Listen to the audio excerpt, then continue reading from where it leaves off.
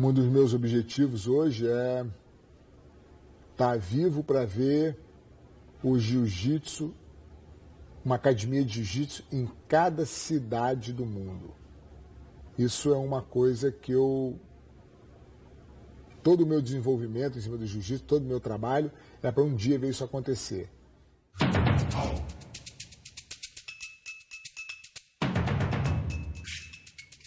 Na verdade, eu não li essa história em lugar nenhum. Essa história me foi contada pelo meu pai, que viveu essa história. Então, meu pai era um garoto muito agitado, muito rebelde, que dificilmente se enquadrava em normas, em padrões. E tinha uma agitação muito grande, ele frisava muito que ele não conseguia parar nem para comer. Ele dava uma garfada e ficava correndo em volta da mesa. Aí dava outra garfada e correndo em volta da mesa. Ele tinha uma hiperatividade muito grande. Então, ia para a rua, estava sempre criando problema. Quando meu avô chegava em casa à noite, tinha uma série de reclamações. Meu avô já desesperado, não sabia o que fazia. Um amigo lá conversando, falou, por que você não bota ele? Tem um japonês aí, por que você não bota ele numa escola de arte marcial? Pode ser que ele se apegue a isso e conserte. Meu avô, como última opção, pegou ele e levou na escola de um japonês que tinha ali. E daí, meu pai começou a frequentar. Ele falou que depois que ele começou a frequentar o jiu-jitsu, a vida dele mudou completamente. Ele nunca mais fez bagunça na rua, nunca parou de perturbar. Toda a energia dele foi para a aula de jiu-jitsu ali e se apaixonou por aquilo e houve uma transformação na vida dele. Aquilo ali foi uma transformação completa na minha vida. E meu pai, na verdade, colocou um coma ali e o coma passou a influenciar na formação e no caráter dele, coisa que meu avô não tinha tempo para ter esse relacionamento. Então, como voltando ao Japão, a academia praticamente terminou ali, meu pai falou, e agora, como é que eu vou treinar? Acabou, como foi embora, a academia se acabou. Então ele começou a ensinar os irmãos. Aí eu me mudei para o Rio de Janeiro, meu pai se mudou para o Rio de Janeiro, onde criou a primeira academia Gracie de Jiu-Jitsu no Rio de Janeiro.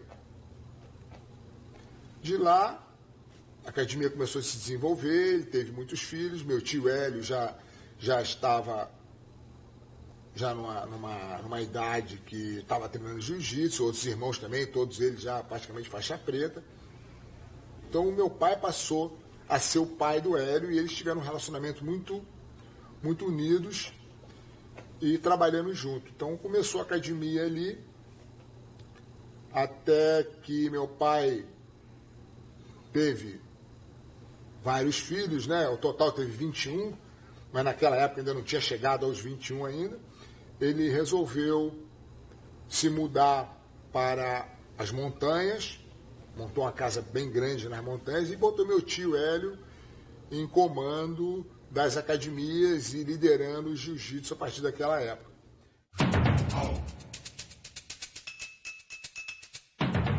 E aquela casa de Teresópolis foi o lugar onde a gente cresceu junto, todos os filhos do meu pai com os filhos do meu tio Hélio, todo mundo morava lá, meu tio Hélio morava lá também, apesar de ele estar na academia, controlando a academia, ele tinha casa, um apartamento no Rio de Janeiro, mas quando chegava sexta-feira ele ia para lá, ficava de sexta a domingo lá, os filhos ficavam sempre lá, todo mundo ficava lá, minha tia também morava lá, e meu tio ia e voltava, e nós crescemos lá nessa casa de Teresópolis, né?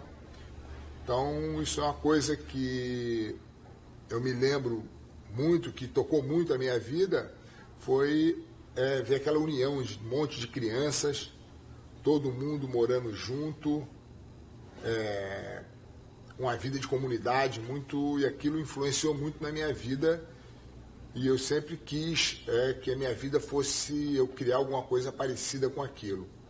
Tínhamos a Academia Gracie, que era no Rio de Janeiro. Aqueles que já atingiam uma idade de poder trabalhar, ia morar na casa do tio Hélio, no Rio, e trabalhar na academia. E aqueles que ainda eram crianças, eram garotos, tinham que estar sendo cuidados, moravam em Teresópolis com meu pai. A casa de Teresópolis é uma casa grande, de 10 mil metros quadrados de terreno, com uma casa de 18 quartos, era um tipo casa de fazenda, casarão mesmo. Meu pai tinha um local no sótão, que era afastado de todo mundo, que era lá no telhado, que só ele ia lá, só ele se isolava lá, quer dizer, tinha mais ou menos praticamente 30 crianças morando na casa, porque meus irmãos mais velhos, minhas irmãs, tinham filhos, levavam os filhos para lá, iam morar lá. Meu pai agregava todo mundo na casa. Ele queria todo mundo morando ali.